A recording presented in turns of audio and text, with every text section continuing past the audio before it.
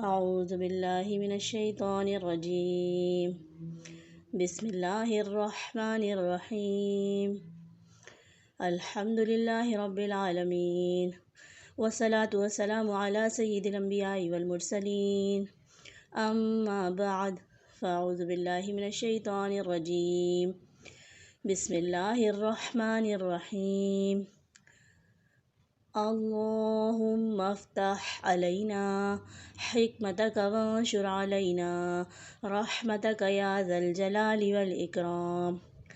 آج ہم پڑھیں گے سبق نمبر 17، تختی نمبر 17 مدات۔ اس کی ڈیفینیشن پہلے سیکھیں گے، جس طرح سے ہم نے تختی نمبر 16 کی سیکھی تھی۔ کبھی اس کو موٹا پڑھتے ہیں، کبھی باریک پڑھتے ہیں۔ را کو کب موٹا پڑھیں گے، را کو کب باریک پڑھیں گے، الف کب موٹا ہوگا اور کب باریک ہوگا۔ آج ہم سیکھیں گے تختی نمبر 17 مدات۔ مد کے معنی ہے دراز کرنا، لمبا کرنا یا کھینچنا۔ مد کے معنی ہے دراز کرنا اور کھینچنا۔ مد کے دو سبب ہیں۔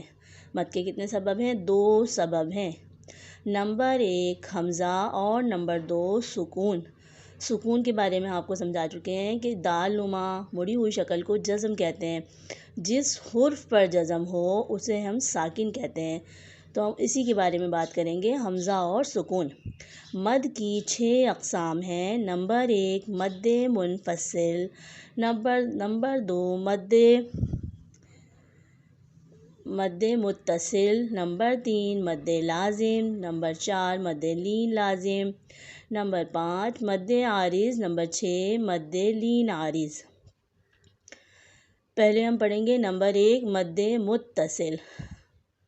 مد متصل کہتے ہیں ملا ہوا، جڑا ہوا۔ جو برابر میں حمزہ آئے گا وہ بتا رہے ہیں ہمیں ملا ہوا، جڑا ہوا، یعنی کہ ہم اس کو ہٹا نہیں سکتے، وہ 2 لفظ جڑے ہوئے ہوتے ہیں پھر ان کو پڑھا جاتا ہے۔ متصل کے معنی ہے ملا ہوا، جڑا ہوا۔ حروف مدہ کے بعد حمزہ اسی کلمے میں ہو تو مد متصل ہوگا، جیسے جا، جیم الف مد زبر جا، حمزہ زبر آ، جا، یہ مد اس کے ساتھ ملا ہوا ہے۔ اب ہم پڑھیں گے نمبر 2 مد منفصل۔ منفصل کے معنی ہے فاصلے والا، جو تھوڑا سا دور ہو، اس سے فاصلے پہ ہو، دوسرے کلمے کے شروع میں ہو، اس کے برابر میں ہوگا تو متصل کہلائے گا۔ اور متصل کی پہچان یہ بھی ہے کہ حمزہ اپنی ہی شکل میں آئے گا، حمزہ اپنی ہی شکل میں آئے گا۔ اور منفصل کی یہ پہچان ہے کہ حمزہ الف کی شکل میں بھی آ سکتا ہے، واو کی شکل میں بھی آ سکتا ہے، یا کی شکل میں بھی آ سکتا ہے، وہ منفصل ہوگا۔ مد منفصل کے معنی ہے فاصلے والا۔ حروف مدہ کے بعد حمزہ دوسرے کلمے کے شروع میں ہو تو مد منفصل ہوگا، جیسے فی انفسکم۔ دیکھیں یا ساکن سے پہلے زیر ہے، یا مدہ ہے، یہ دیکھیں بتا رہے ہیں، میں نے آپ کو بتایا الف کی شکل میں آئے گا، واو کی شکل میں آئے گا، یا کی شکل میں آئے گا، اصلی شکل میں متصل میں آئے گا۔ تو یہاں پہ ہے مد منفصل، فی ایک کلمہ ہے اور انفسکم دوسرا کلمہ ہے۔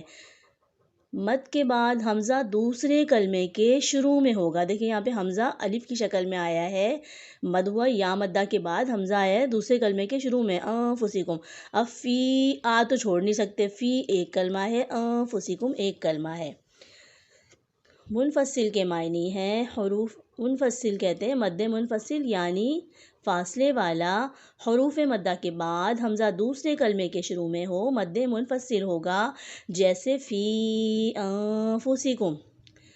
مد متصل اور مد منفصل کو کتنا کھینچیں گے؟ مد متصل اور منفصل کو 2 ڈھائی الف یعنی 4 سے 5 حرکات کی مقدار کے برابر کھینچ کر پڑھیں گے۔ نمبر 3 مد لازم۔ حروف مدہ کے بعد سکون اصلی ہو، سکون اصلی وہ ہوتا ہے جہاں جزم لگا ہوا ہو پہلے سے، یا تشدید آ رہی ہو۔ حروف مدہ کے بعد یا تو جزم نظر آ جائے، دال نما اڑی ہوئی شکل، یا پھر 3 دندانوں والی شکل جو تشدید ہوتی ہے وہ نظر آ جائے تو مد لازم ہوگا، جیسے جان۔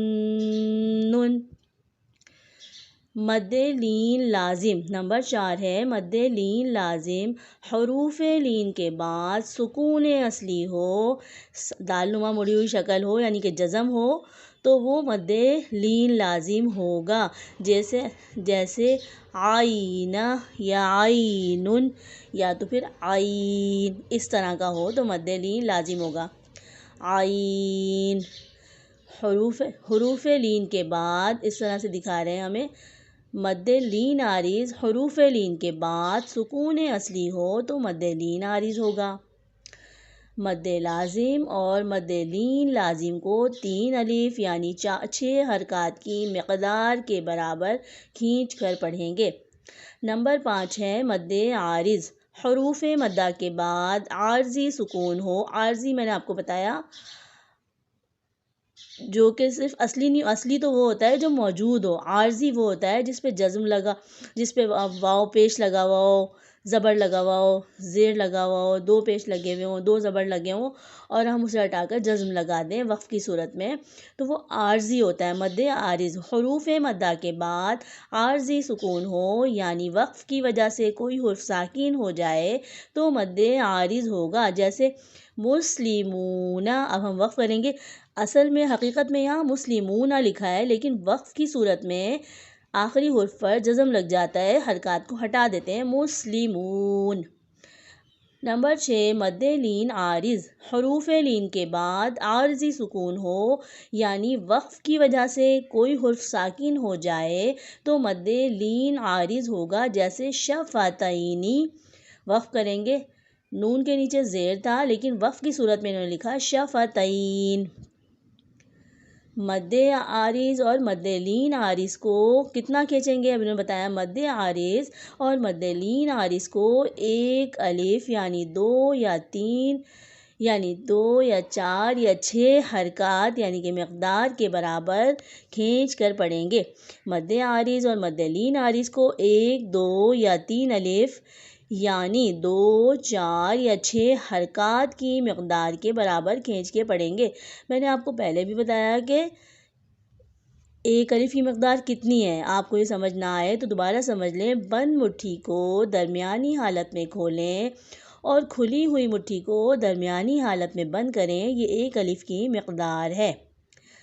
مدات کی ہجے اس طرح کریں گے، جیسے جا یا جی آ کو کیسے پڑھیں گے؟ دیکھیں نے بتایا جی آ، جیم یا زیر جی۔ ہمارا مد کا نام لینا لازمی نہیں، مد کو صرف لمبا کرنا ہی کافی ہے، مد کو لمبا کرنا ہے، کھینچنا ہے۔ مد کے معنی ہے دراز کرنا یعنی کہ کھینچنا، لمبا کرنا۔ یہاں اصل مقصد مد کو پڑھنا نہیں، مد کو یہ نہیں کہ مد کا نام لیں جیم یا مد زیر جی، ہم اس طرح بھی اس کو آسانی سے پڑھ سکتے ہیں، جیم یا زیر جی، حمزہ زبر آ، جی آ۔ مد کا اصل مقصد یہ ہے کہ اسے ہم کھینچیں، تو لمبا کریں، دراز کریں یعنی کہ کھینچ کے پڑھیں، ضالن۔ انشاءاللہ اس سے آگے تختی ہم کر پڑھیں گے، انشاءاللہ آپ سب کو سمجھ آ چکی ہوگی۔ اللہ پاک ہمارے بچوں کو ہمیں خوب سمجھنے کی، قرآن پاک کو سمجھ کے اچھی طرح تلاوت کر کے پڑھنے والا بنائے، عربیوں کی طریقے سے پڑھیں۔ اللہ پاک ہمارے بچوں کو نیک صالح مومن مسلمان بنائے، اللہ پاک دین و دنیا کی دولت نصیب فرمائے، اللہم آمین۔ آمنت باللہ یا رب العالمین، صدق اللہ العظیم۔